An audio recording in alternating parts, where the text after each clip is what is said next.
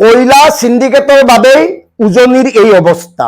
আৰু চূড়ান্ত দুৰ্ভাগ্যজনক কথা এয়াই যে এই মুহূৰ্তলৈকে ৰাজ্য চৰকাৰে কয়লা সিন্ডিকেটৰ বিৰুদ্ধে তদন্ত ঘোষণা কৰা নাই। কিয় ঘোষণা কৰা নাই, নেপথ্যত কি আছে, এই কথাবোৰ ইতিমধ্যে সাধাৰণ মানুহে অনুমান কৰি লৈছে। মন কৰিব, গতিকে অচিৰেই কয়লা সিন্ডিকেটৰ সবিশেষ পোহৰলৈ অহাটো বিচাৰো। আৰু অসমৰ একাংশ সংবাদ মাধ্যম যিসকলে গ্ৰাউণ্ড জিৰ' ৰিপৰ্ট কৰিবলৈ গৈ এই বৃহৎ বৃহৎ খাদবোৰ দেখুৱালে, কয়লা খনন দেখুৱালে, তেখেতসকলক অনুৰোধ কৰিছো ইয়াৰ নেপথ্যত কোন আছে অন্ততঃ আপোনালোকে পোহৰলৈ উলিয়াই আনক। এগৰাকী ৰাজনৈতিক ব্যক্তি ৰাইজৰ দলৰ অখিল গগৈয়ে ইতিমধ্যে একাধিক মন্ত্ৰী বিধায়কৰ নাম উচ্চাৰণ কৰিছে।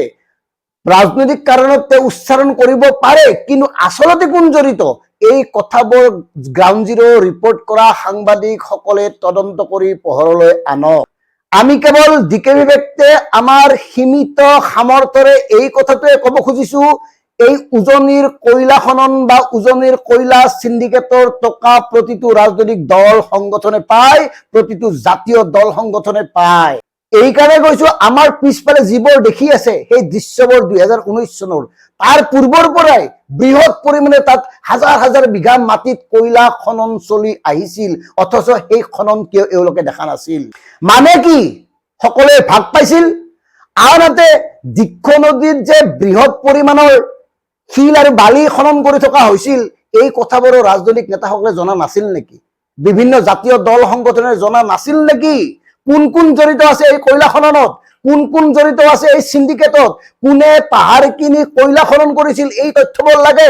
আৰু ইয়াৰ বাবে ৰাজ্য চৰকাৰে তাৎক্ষণিকভাৱে তদন্ত ঘোষণা কৰিব লাগে, যদিহে ৰাজ্য চৰকাৰ জড়িত নহয়। আৰু যদি ৰাজ্য চৰকাৰৰ কোনোবা ব্যাগম মন্ত্ৰী বিধায়ক জড়িত, তেতিয়াহ'লেতো তদন্ত ঘোষণা কৰাৰ কথাই নাহে।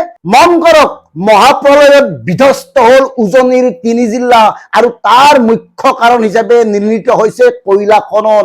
নাগালেণ্ডৰ পাহাৰত বৃহৎ কয়লা খননৰ ফলতেই যে এই ধৰণৰ মহাপ্ৰলয়ৰ সৃষ্টি হৈছে, এতিয়ালৈকে কাৰোবাৰ বুজিবলৈ বাকী থাকিল নে?